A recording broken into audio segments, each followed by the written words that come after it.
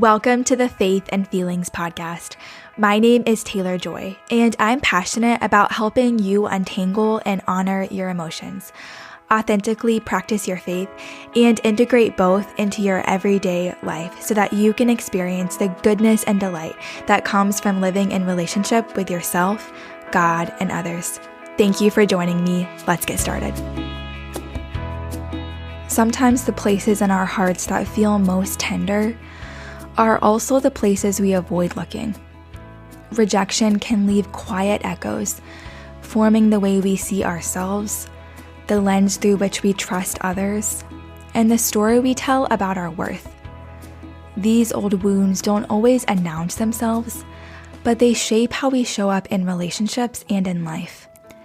In this conversation with trauma therapist Tabitha Panariso, we explore what it looks like to heal from the wounds of rejection and begin to embody the gospel's invitations towards belonging and belovedness. Tabitha shares how healing isn't just about moving on, but about resuscitating the heart and learning to receive God's compassion for ourselves. Listen in. Well, Tabitha, welcome to Faith and Feelings. I'm so glad you're here. I'm so glad to be here. I know we've been crossing paths online for a while, and it feels so meaningful to finally be able to sit down and have a conversation today. So to get started, I'd love for you to tell us a little bit about yourself and what a typical day looks like for you. Yeah, it always feels like such a loaded question when I really think about it, but it's a good question. I am in Colorado. I'm in Colorado Springs. I was just telling Taylor that there's some snow on the ground, but what I love about Colorado is that there's always sun. And so it doesn't last very long. It melts off. I am a wife, a mom to 3 kids. I'm an author, and I'm also a counselor. And really, my days kind of center around all of those different roles in one way or the other, mostly in the wiving and the mothering and the counseling part. That's pretty much like a priority in my life right now. And so each day looks like doing sessions. I'm actually doing private practice, and I'm working at a church community center here in town. I'm doing both of those things. And so that's been really neat to just explore the different worlds in that way. And then when I'm not doing those things, I'm hanging out and watching, shows on TV, because I really like to decompress by watching television. And drinking coffee. And during the winter, we have a wood stove, and my husband will get a fire started. And I like to sit by that too and just sort of melt. Yes. So fun. Yeah. What's your favorite show right now? Honestly, The Pit. I'm really loving The Pit on HBO. Okay. I've not heard of it before. Oh, it is. Do you remember a long time ago, there was a show called 24? Yes. Yeah. It had Kiefer Sutherland in it, and each episode was an hour of the day.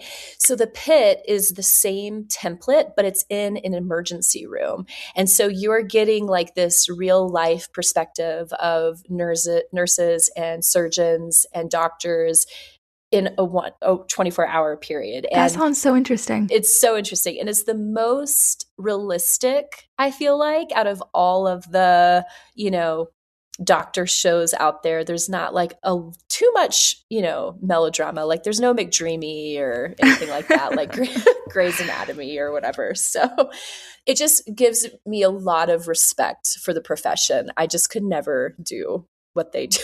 Yeah, me neither. I'll have to add it to my list. Yeah. And the human component is so great. Like you just get such a glimpse into, what people are going through and their lives. And I always like that part of it. So yeah, it sounds really good. Yeah. Well, as we talked a little bit about before we started recording, we've been in a series on the podcast called Why Healing Matters. And so I'd love to begin our conversation today by asking you this. When you look back over your life, how would you describe the way healing has slowly taken shape for you over time? That's so good. It's funny. I had this cheesy moment a couple of weeks ago. I like to do puzzles also. And I had poured out all the puzzle pieces on the coffee table. I was kind of staring at them, and I was pulling out all of the border pieces first, right? Like, how well, I guess I don't know if everyone does it this way, but that's how I do it, is I put the border together first before putting everything else in the center. And I was just thinking, like, that's such an analogy for healing, and even really just what healing has looked like in my own life. This idea that, you know, Jesus is such a gentleman, and how he works with us, and how he brings us to these revelations and these new ideas about ourselves, or these things that we need to work on. And in many ways, I feel like in my own life, it really started with the borders, right? Like this idea of like forming your identity, and what does it look like to have that identity anchored in who Jesus is. And then as that kind of came into picture, then it's really just been about putting all of these other pieces in the middle, in the center. And I wouldn't say that I'm a finished product yet, right? Certainly there's more to kind of discover and put together, in places maybe that I'm not ready to explore. But it's just been this slow process, right? Of just really the Lord trying to show me the full picture of like what wholeness is, and what the full potential of who I can be. And so I don't know.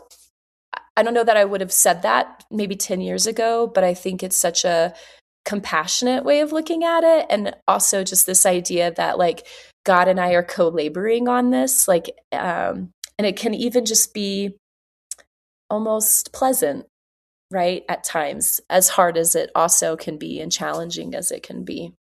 Yeah, that's so beautiful. As you look back on your own story, were there particular moments or maybe seasons when you began to sense that something inside you needed care and attention, even if you didn't have the language for it yet? Yeah, that's such a good question. I think I have a proclivity to look for patterns in my life, and that's really when I can recognize that something is maybe wrong, or something is not working the way it needs to. It's interesting. It, it's it's almost in a lot of the really joyful and like robust times in my life that I become the most aware of places that have felt really wounded. Um, I remember getting married, and that becoming this moment of like, oh, there's so much here that I still haven't processed through, because I'm jutting up against this other person, right? Like I'm in this relationship, and I'm becoming aware of these insecurities and these wounds. And in my case, father wounds, right? Of just like really kind of transpiring over the course of this relationship with this man in my life, and learning how to trust him, and realizing that that really was this reflection, and almost a projection of my own father leaving me and abandoning me. And like, can I be in this harmonious relationship and assume the best of this person, and really separate that these two men are different men, right?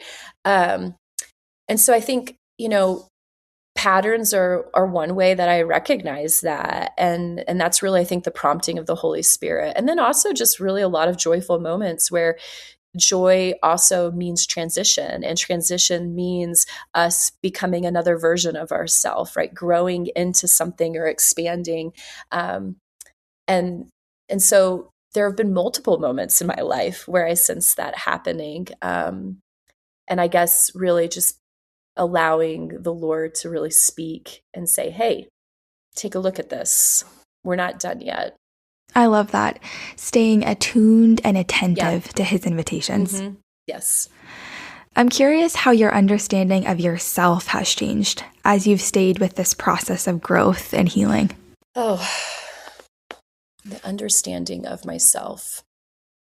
I think that I feel that I've been so self-focused, and it's weird because we're talking about ourselves, right, in this conversation. But I think over time, I realized that I was a pretty hyper independent person, and I really relied on myself to get through things, and also very critical, also very insecure, um, ambitious, but that ambition often looked like striving, right? To really just perform in a way to, um, I don't know, make myself look like something that I thought the world needed to see.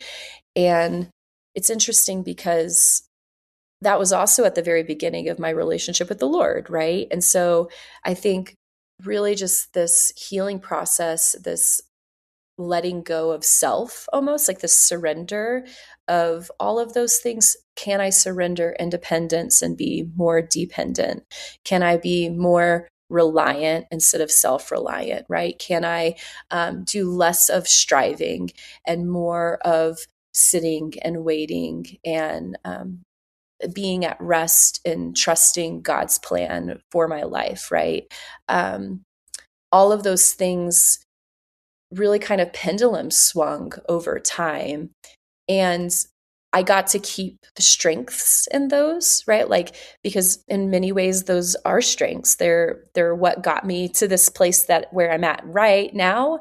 But there is also weaknesses, the things that really held me back or sabotage the things that I want. And those are the things that I needed to let go and surrender. And so now I feel so much more anchored in who I am, because who I am is anchored in this cornerstone of who Jesus is. And it allows me to really just give myself so much grace to be human. And maybe that's really, I think, the swing in my healing process is like starting from this place of feeling like I needed to be not robotic, but just this almost making an idol of myself, to, hey, you are human. You are not something that has to be stone or something that has to be applauded or looked at as a trophy or a thing, right? I'm not really a problem to be fixed. I'm a person to be loved. And when I operate from that space, that dramatically changes my life and the way that I love and treat others too.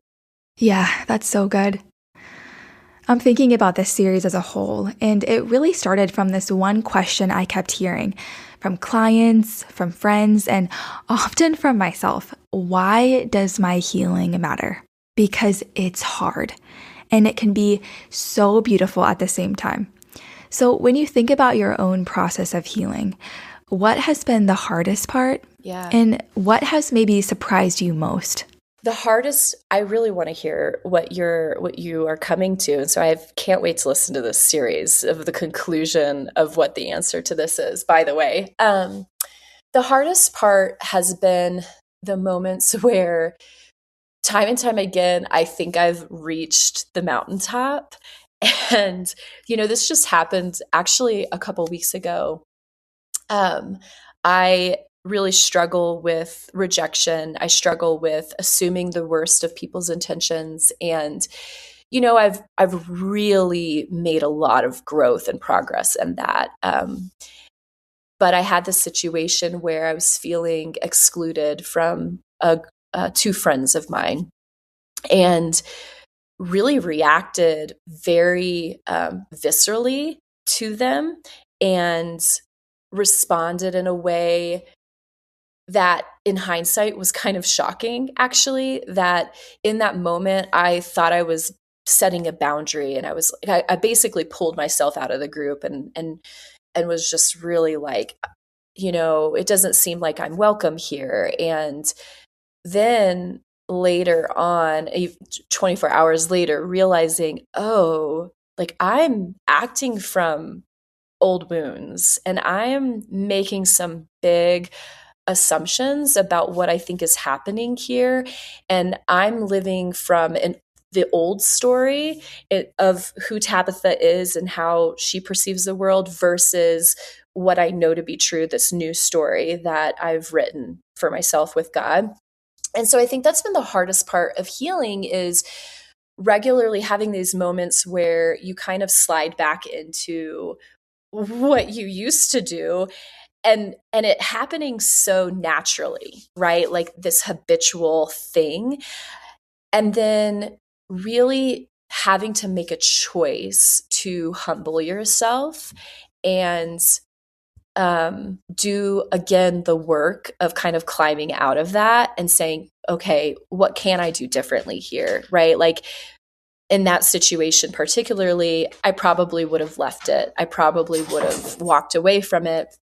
This time around, I went to these two friends and just was very open about how I was feeling and apologized for my actions. And by their grace and mercy, we were able to reconcile and this rupture that I had created, right?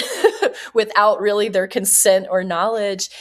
And I was so thankful. But it is the humility piece of just knowing that we're going to mess up, and it is a process of becoming, right? And I tell my clients that as well all the time, is like, even me as a therapist is constantly having to do this work. Like it is really just this daily surrender of allowing yourself to just take one more step forward, even if the day prior you took 2 steps backward, right? Eventually we're going to get to the place that we're going. But that definitely is difficult, because then there's like this place where we might spiral, right? Like we might kick ourselves when we're already down. We might be so hard on ourselves and just be like, well, why don't I have this figured out already? Like, why can't I do this and act this way? And really, that's so unhelpful and unproductive for us. And so that's the challenge, is really staying in this place of compassionate grace and mercy for ourselves, like receiving that over and over and over again, because that's really what helps us keep moving forward. Yeah, so good. I can think of really recent moments for me when I've had similar reactions. Yeah. And I think when we first start doing this work, it's so easy to feel completely tangled up in the moment, like we are the reaction. And there's no space between us and the story we're telling ourselves. Yeah. But over time, as we keep showing up to this work, we start building a little more capacity, like a little more distance. And we can begin to notice, like, oh, this feels like an older version of me responding, but that's not actually what's true right now. So if you're willing, I'd love for you to walk us through that internal process for you in this specific story. Yeah. That's such a great question. So after I had sent this text, I immediately felt like a swell of, I think I would call it maybe pride or self-righteousness. And that's not, because I'm so aware of that in myself, that was immediately a red flag of like, okay, this wasn't me operating from a place of peace, right? This was me operating from a place of self-protection, because for me, pride often is self-protection. Self-righteousness is a form of protecting like these vulnerable parts, right? And so then that caused uncertainty and confusion within me, and realizing that I didn't actually have the clarity that I needed, and was able to say to myself, okay, I think I maybe operated from a place of haste. And so in those situations where I can feel almost like these two parts battling, right? Like this part of like, well, it's just easier to walk away. It's just easier to not pursue these relationships. But then the other part, which is like, well, wait a second. What does it look like to assume the best? What does it look like to be in relationship from a place of love instead of like demanding love, or what your version of love is, right? So knowing even that there's like two voices, that's another like place where I can go, oh, something's off here, because I'm not aligned in body, mind, and spirit. There's a battle that's raging, right? So that's an indication to me then of like, okay, I need to do some more processing. And then practically, beyond just praying about it, I brought trusted people in because I needed someone to say, hey, so I called a good friend of mine who she's very forthcoming with her thoughts and her opinions. I love her dearly. And she's like, yeah, I think maybe you probably acted too quickly. So that really helped. And then even upon receiving that constructive criticism, I did actually feel some peace. And I'm like, you're right. You're right. Like the battle internally already had started to kind of like swell back down. And I'm like, okay, this is actually what's happening here. And then what's left is really just a bruised ego, right? Like then it's just this discomfort of, I know that I didn't handle that well. And now I have to kind of lay myself down at the feet of my friends and ask for forgiveness. Which I did. And so I don't know if that helps, but that was kind of like what the landscape looked like through that process. Yeah, that's so good. And I laugh because I relate so much to what you said about noticing self-righteousness as a red flag. Like, oh, this is me being self-protective right now. I resonate with that so much. It's unfortunate, but it's there. Yeah. Yeah, so good. Well, you mentioned that so much of this story really traces back to a wound of rejection. Yeah. And I know you've written extensively about rejection. You have a book called Loyal in His Love that really speaks into that theme. Mm-hmm. And so I'd love for you to tell us a little bit about it and what led you to put words to this particular wound. Yeah.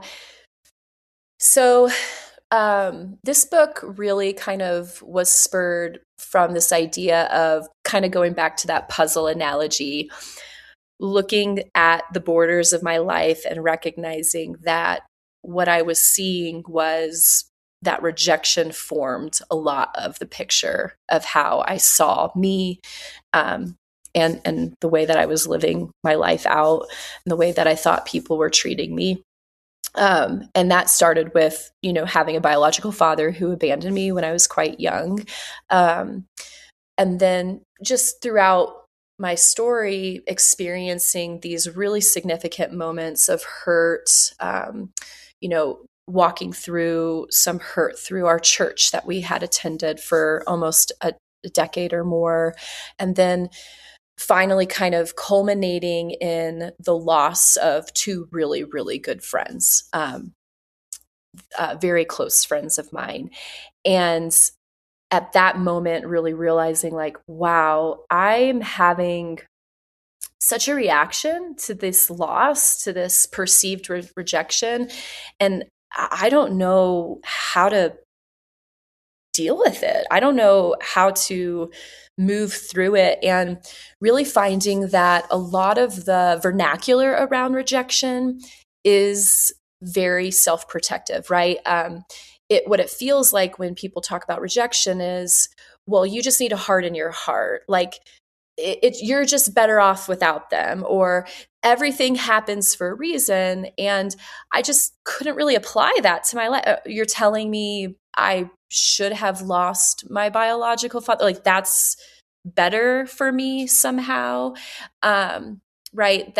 So it just felt so shallow when it came to how I was processing it and looking through the lens of it. And so the book really is just me sharing those stories, and also just sharing how God led me through that to the other side of really being able to put rejection in its rightful place. So good. You write something in the book that I read like 3 times. It was so good. It kind of just stopped me when I read it.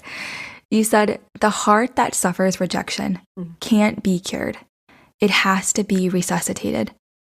Can you say more about that? So this idea that we attempt to put Band-Aids on rejection, we attempt to maybe make light of it, or kind of, I don't know, again, it's playing in shallow water, right? Hey, do this, you'll be okay.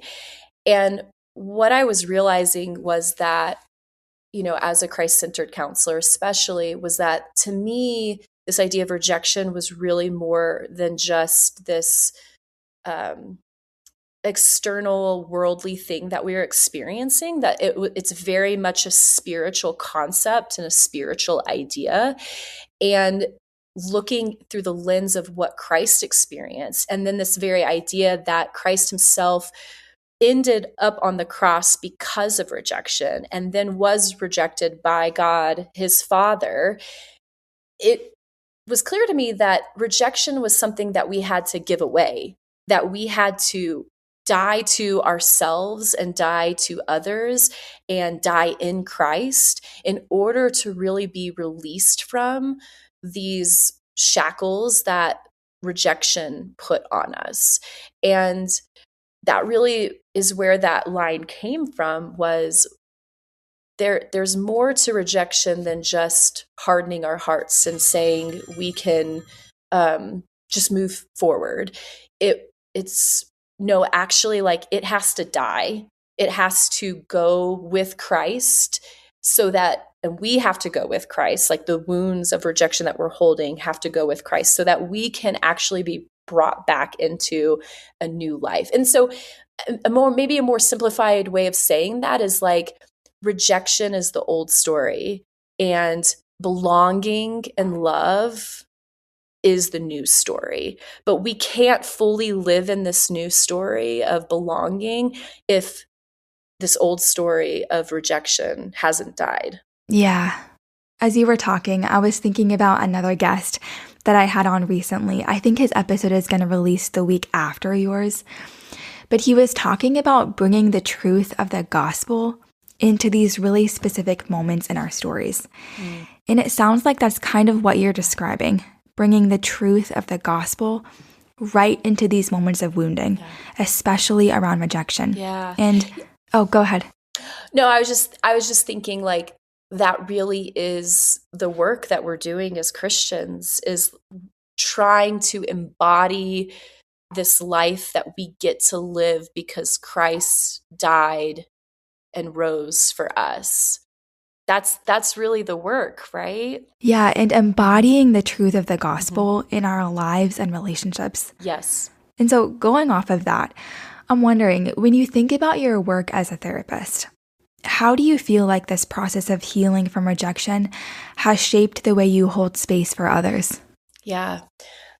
The first part is really just that we need people to be willing to sit with us in our wounds, to really not try to minimize or rush us through grief and lament, that it's okay for us to say that hurt, and that there's actually a lot of power in us being able to acknowledge that, to be willing to say that something hurts means that we're more inclined to actually receive help, to receive healing.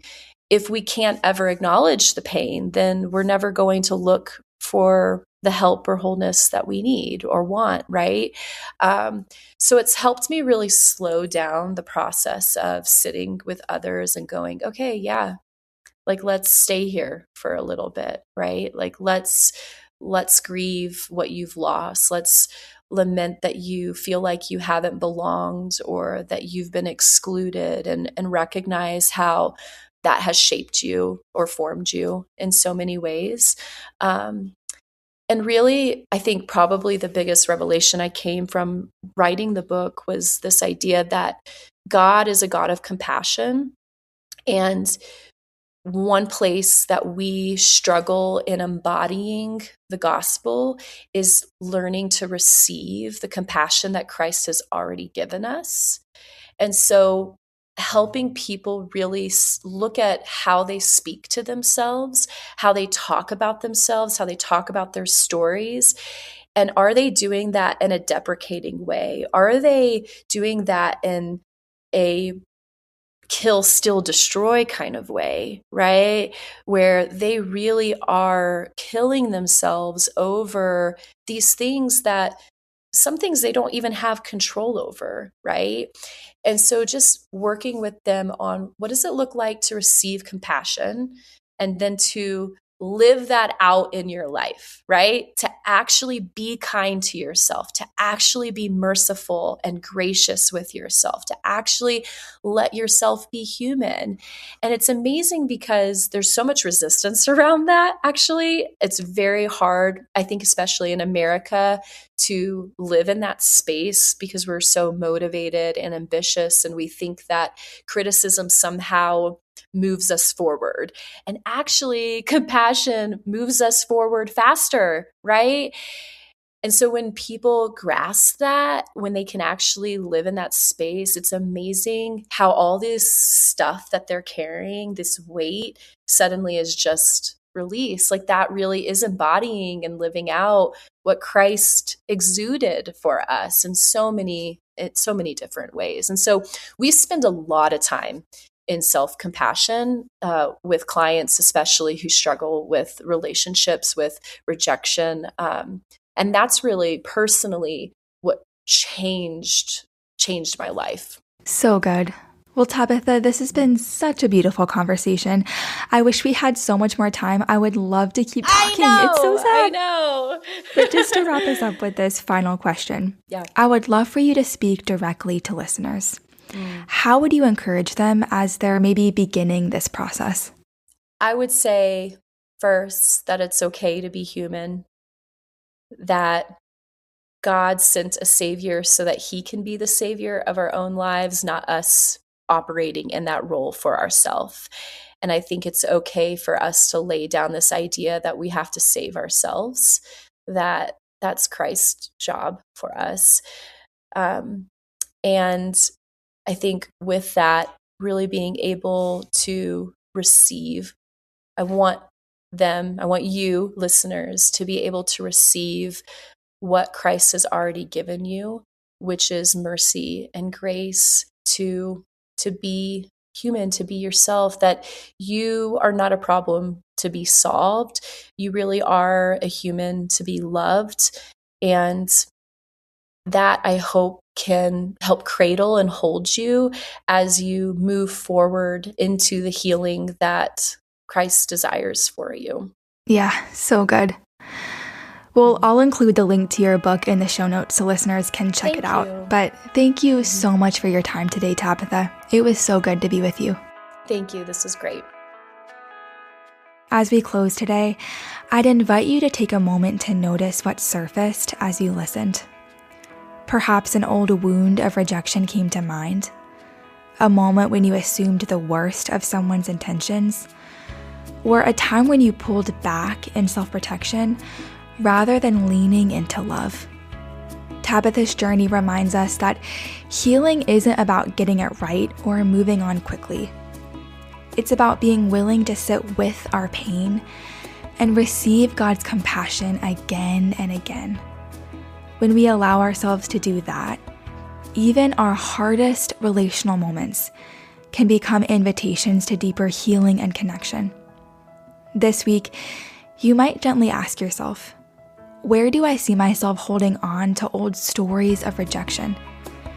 And how might I step into these moments with compassion and with an openness to God's perspective?